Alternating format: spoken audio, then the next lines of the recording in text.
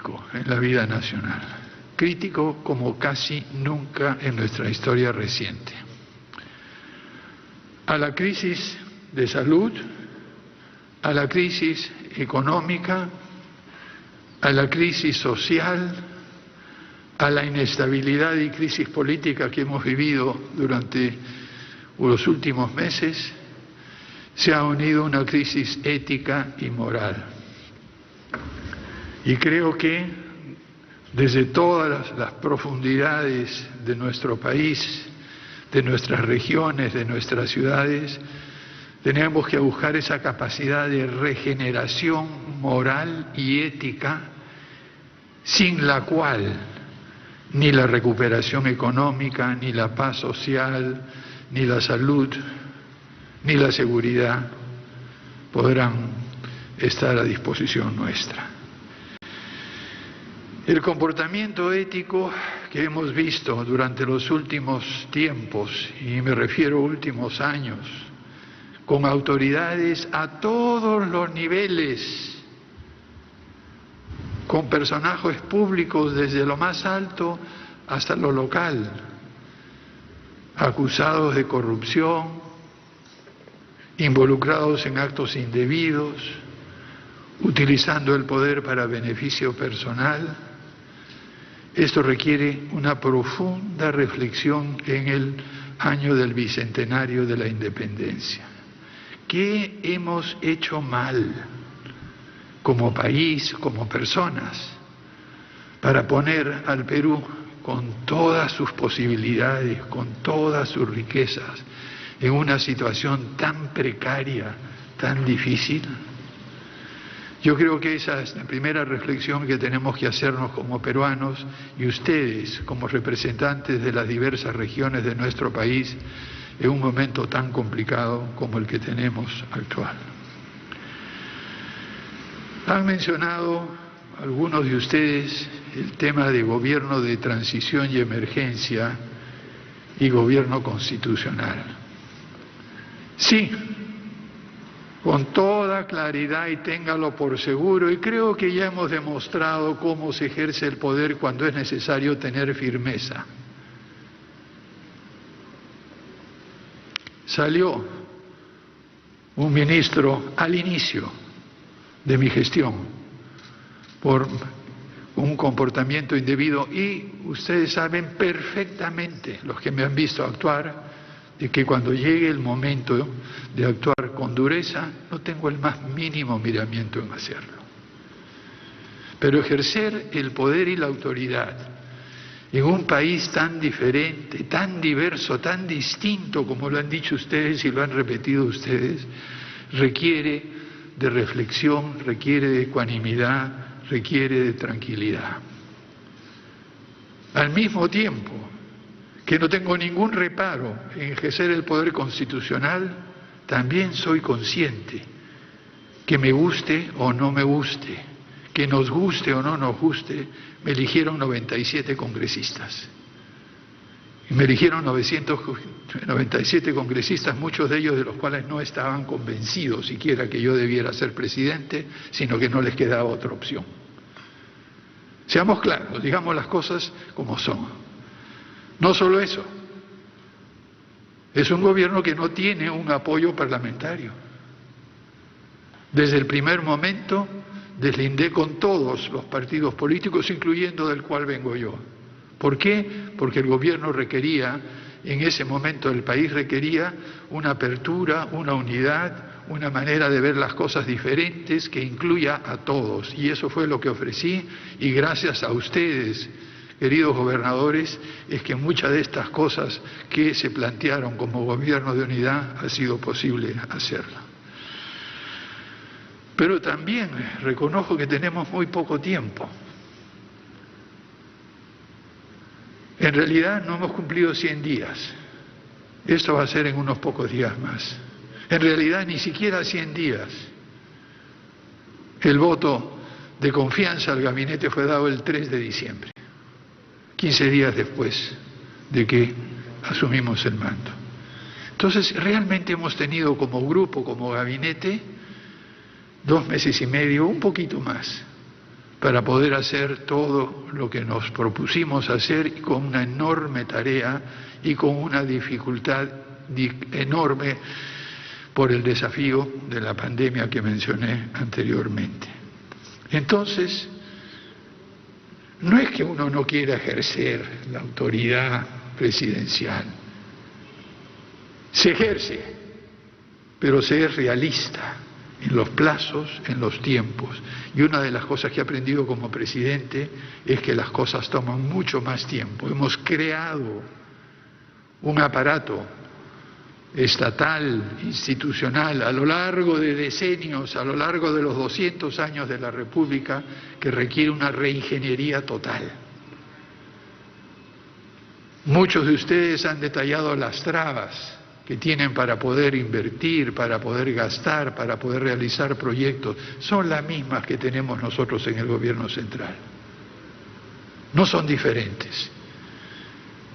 Entonces, seamos realistas, pongamos el pie en la tierra. Y lo que yo puedo hacer, en primer lugar, es hablarles con la claridad, con la firmeza y con la franqueza que ustedes me han hablado a mí, diciéndoles lo que se puede y lo que no se puede hacer con toda claridad. Y lo que sí podemos hacer, como ha dicho muy bien la Presidenta del Consejo de Ministros, es cumplir nuestros compromisos. Aquí están todos los ministros dispuestos a escucharlos y cumplir los compromisos realistas que lleguemos en lo que podemos hacer en los próximos meses. Porque este gobierno se va el 27 de julio y el 28 de julio entrará un nuevo gobierno elegido. Ese fue nuestro compromiso y así lo haremos. La diversidad de nuestro país y de nuestras regiones se refleja no solo en recursos naturales, en actividades productivas, en fin, en todo eso, también en capacidad de gestión, seamos claros. Hay 3 regiones que durante 2020 ejecutaron el 90% de su presupuesto o más. 3 regiones. Hay 2 regiones que no llegaron a ejecutar el 30% de su presupuesto en el 2020. ¿Podemos tratar a todas las regiones por igual? ¿Pueden tratarse ustedes mismos con esas diferencias en capacidad de gestión de la misma manera y exigir lo mismo para todos? Seamos claros. Algunos de ustedes tienen mejor capacidad de gestión, mejores equipos que otros. Y yo entiendo el planteamiento colectivo de todos ustedes, pero entiéndanos también a nosotros del Gobierno Central que tenemos que prestar atención a verdades como esta. Aquí todos tienen ustedes el documento con ejecución presupuestal y dicho sea de paso, para el 2011 el presupuesto inicial de apertura, pese a esta crisis, para todas las regiones ha aumentado en conjunto en 11%. Eso es básicamente. Y por último quisiera referirme a algo que varios de ustedes han dicho, el espíritu de los GORES. Y eso para mí es esencial. Para mí el espíritu de los GORES es algo que escuché a varios de ustedes decir, no solo en esta ocasión, sino en las anteriores veces que nos hemos reunido, las veces que he podido estar en las regiones, las pocas regiones que he visitado, dado las limitaciones de la pandemia. Es un espacio en el cual se conversa, se discute, se comparte, se acuerda, se plantea y se busca una unión y trabajar en conjunto por el bien del país. Por un lado están las demandas y las exigencias, sí, pero por otro lado lo que me ha alegrado escuchar ahora son las ofertas, las contribuciones, los planteamientos, la idea de que una región apoya a otra, de que una región contribuye con otra, de que una región nos da ideas y planteamientos nuevos y que no son solo una lista de exigencias que se le plantean al gobierno central. Yo creo que la dinámica de los GORES es esa precisamente, ese intercambio en beneficio mutuo. Y yo les planteo un desafío adicional. Algunos de ustedes quizá recuerda, porque recuerdo haber estado en sus regiones cuando estaba dirigiendo el proyecto Agenda Perú hace 20 años. ¿Y saben cuál era el reclamo que le hacía a mis amigos intelectuales en todas las regiones del país? No piensen solo en su región, piensen el Perú entero desde su región, piensen cómo debería ser el país visto desde Cusco, visto desde Cajamarca, dennos sus ideas sobre el tipo de país que quieren, no solo sobre su región. Si no tenemos una contribución desde las regiones sobre el futuro no de la región sino del país, el centralismo continuará invadiendo nuestro cerebro porque las ideas se quedarán ahí estáticas, sin poder incorporar las visiones de país, las visiones de Perú que deben venir de todos ustedes. En fin, disculpe que empiece de esa manera antes de la parte formal, porque tengo que contestar algunas de las cosas que ustedes nos han planteado. Aquí tengo las respuestas. El GORE como espacio de coordinación, concertación y búsqueda de consensos sobre todas las crisis que estamos viendo, darles algunas noticias. Por ejemplo, ya hemos sobrepasado a 80.000 compatriotas vacunados en unos pocos días. ¿Recuerdan cuando entonces hace una semana decían que no se sabía si había o no había vacuna, que el presidente no salía a anunciar nada? El presidente no salía a anunciar porque no estaba el acuerdo hecho. Y ya basta de que el presidente salga o cualquier autoridad salga a decir se va a hacer en el futuro. Ya hay 80.000 compatriotas vacunados al día de hoy. Y seguiremos avanzando a ese ritmo. No solo eso, seguiremos avanzando en todo el territorio nacional. ¿Con dificultades? Sí. El primer pedido concreto que les hago yo, así como ustedes hacen pedido, estamos distribuyéndole hoy a todas las regiones el padrón de miembros de los servicios de salud. Nos ha costado realmente un trabajo enorme hacer un padrón unificado. ¿Por qué? Porque MINSA tenía el suyo, ESalud tenía el suyo, las Fuerzas Armadas el suyo, la Policía Nacional el suyo, y cuando tratamos de juntar todo eso para tener un padrón unificado, las categorías no coincidían. No solamente no coincidían, había personas que trabajaban en 2 o 3 sitios. Tuvimos que eliminar a más de 10.000, 15.000 miembros del padrón que se juntó. Bueno, ya se completó ese esfuerzo, pero nos falta el insumo de ustedes. Por favor, en sus regiones piden a la DIRESA, a las instituciones, que nos ayuden a limpiar ese padrón a la brevedad posible. Con ese padrón es que podremos saber cuántas vacunas enviarles, cuántas jeringas, cuántos equipos de vacunación armar, cuántas brigadas organizar. Entonces, por favor, el pedido a nombre del ministro de Salud, que ha tenido que salir a una conferencia de prensa, al nuevo ministro de Salud que ha entrado hace un día y medio, 2 días, necesitamos esa información con urgencia. El comando que está, el grupo de control, se las está enviando a las regiones y eso es urgente. La pandemia va a estar con nosotros durante un buen tiempo. Como bien han dicho varios de ustedes, no se acaba este año. Las variantes que están apareciendo cada vez son más complicadas de defenderse de ellas. Sin embargo, lo que sabemos con toda seguridad es que la vacuna y la vacunación es la mejor defensa que tenemos. Por eso hemos hecho tanto esfuerzo y puesto tanto esfuerzo en esto. Pero antes de pasar a la vacuna, que me parece lo central, mencionaré un tema que varios de ustedes han mencionado sobre el requerimiento de recursos humanos, sobre todo intensivistas y especialistas en las regiones. Estamos haciendo las ampliaciones presupuestales para gobiernos regionales y ESalud para incrementar la oferta de intensivistas y especialistas en las regiones. Recursos financieros sí hay, pero no hay personal calificado, no tenemos.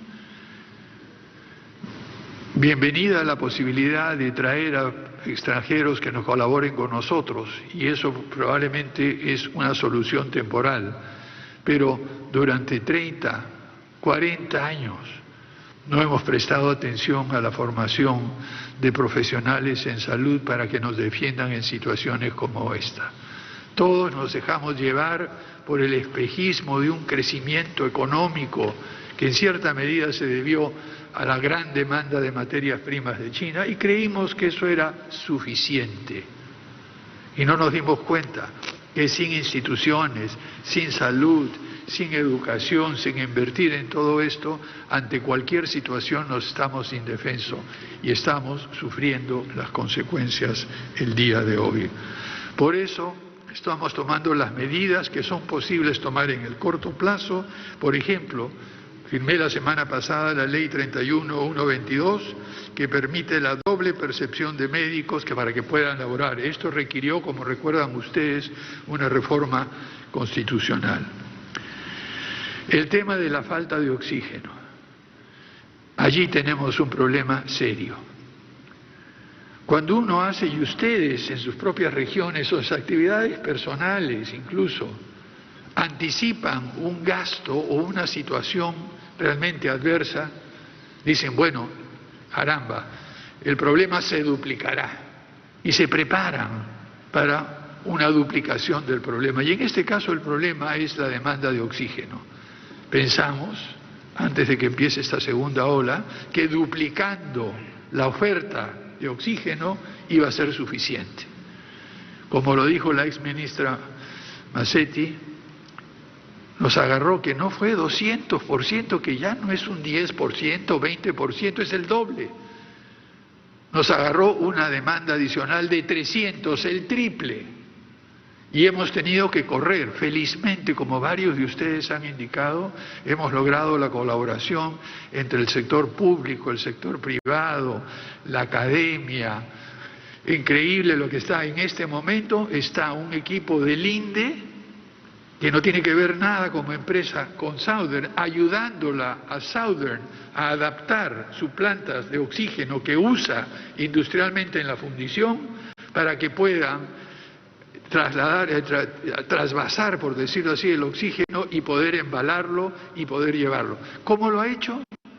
De una manera, porque eso no es fácil, toma mucho tiempo. Lo que ha hecho esta empresa es agarrar sus propios repuestos, aquellos de su planta, y se los ha entregado en préstamo a esta empresa para poder adecuar totalmente y tener una oferta de oxígeno mayor. Y así como esto hay mucho. Se han mencionado las plantas de la Universidad Católica y de la UNI, y ahí hay un problema serio. Estas son instituciones académicas que no tienen experiencia en escala de producción industrial. No es lo mismo hacer un prototipo y fabricar una máquina que fabricar 50, 60. La escala es muy compleja. ¿Qué estamos haciendo? Haciendo que el sector privado y algunas empresas que eran antes estatales como Movasa apoyen a estas instituciones académicas para poder pasar a la etapa de producción y acelerar la entrega de las plantas de oxígeno que ustedes con justa razón están esperando.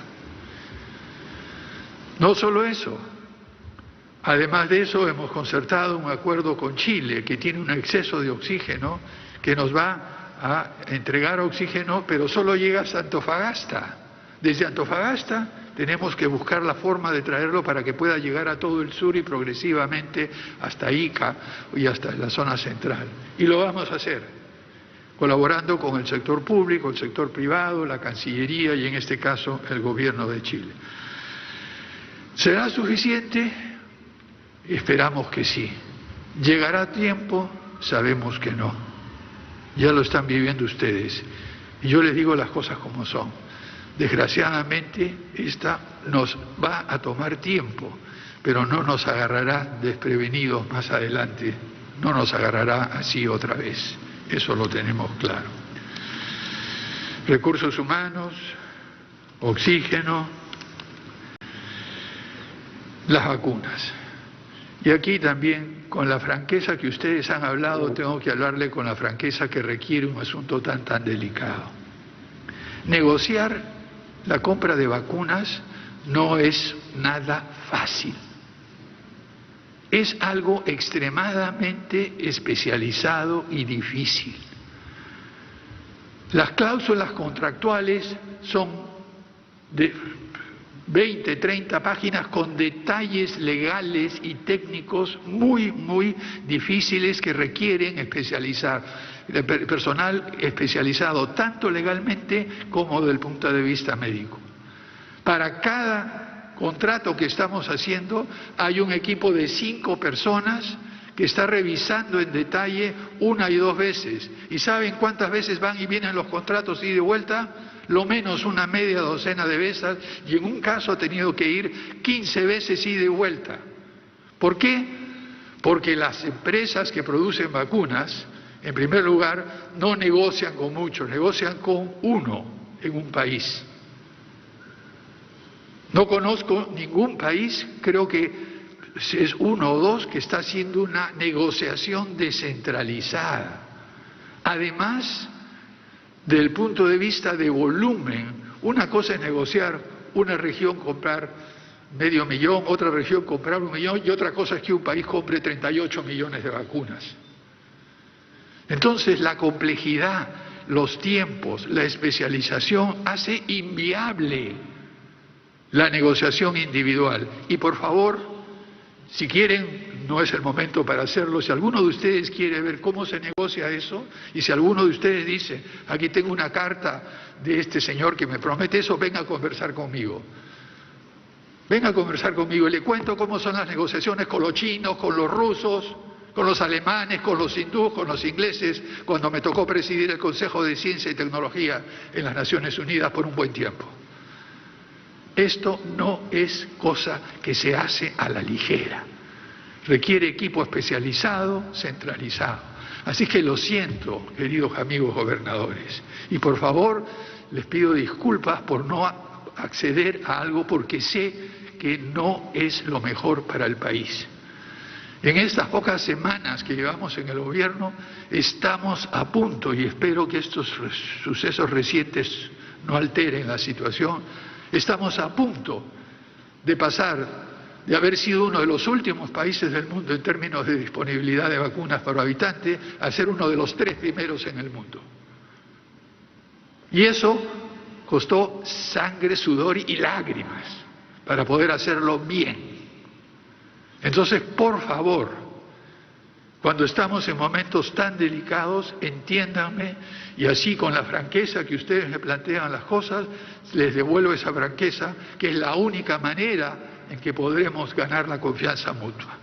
No va a haber negociación descentralizada de las vacunas, por lo menos mientras yo esté a cargo del gobierno. Reactivación económica. Miren, el ministro de Economía y Finanzas nos ha dado un cuadro ligeramente alentador, porque una cosa es el crecimiento agregado, como él lo ha planteado, y el tipo de recuperación que estamos teniendo, y otra cosa es ver, como lo ven ustedes, como lo ven Cusco, señor Benavente, que depende del turismo, que el turismo se ha caído, y por más que lo que quiera hacer la ministra, conversando con usted, sabemos que el turismo extranjero no va a venir por un buen tiempo. Vamos a tener que reinventar el turismo, vamos a tener que reinventar la manera de hacer actividad. Aquellas regiones que tienen agricultura de exportación, que tienen minería, han tenido menos problemas, otras no. Esa es otra de las diferencias entre las regiones. Y esa es otra de las razones por las cuales no solamente deben acudir al gobierno central, sino ayudarse las unas a las otras.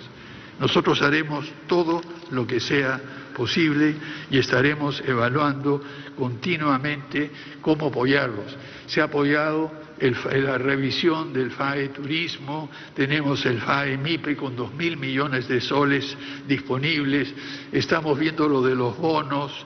Sé que la gente prefiere trabajar, pero si no podemos generar trabajo, por lo menos aliviemos la situación de aquellos que más lo necesitan.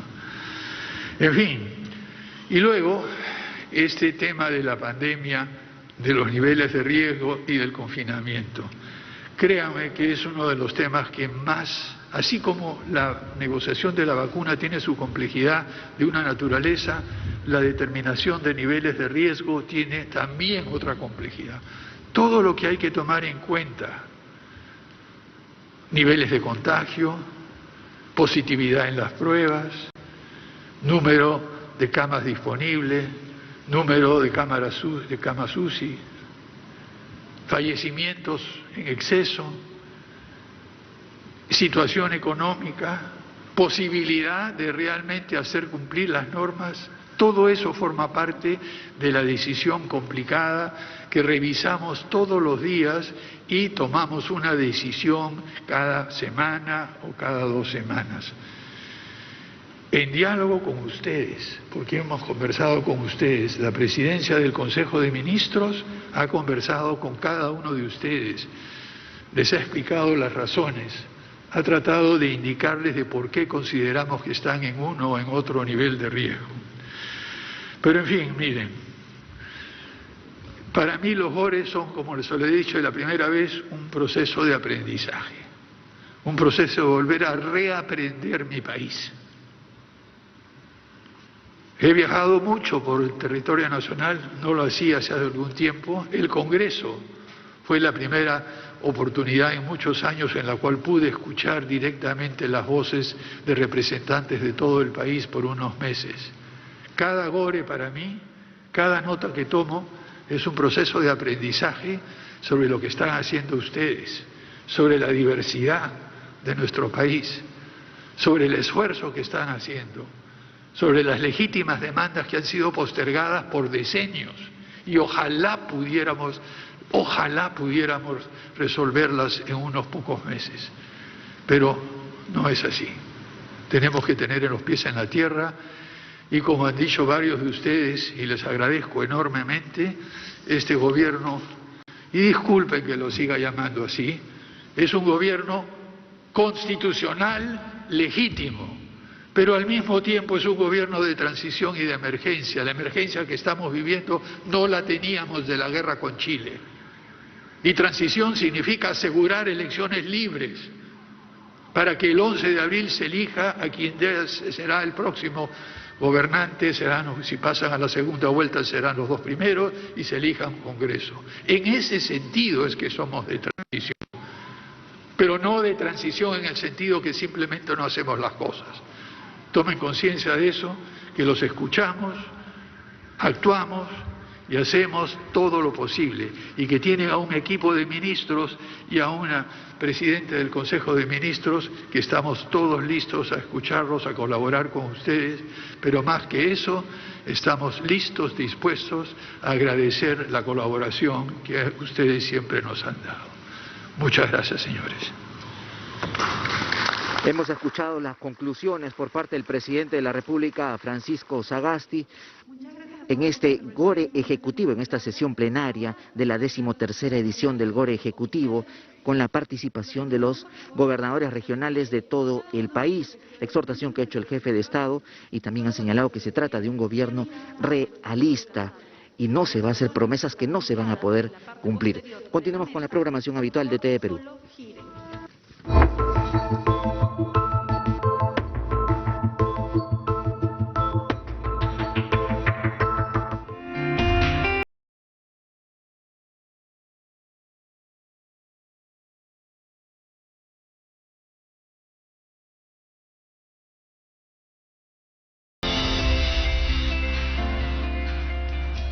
El Perú es un país de población diversa en el que habitan personas y grupos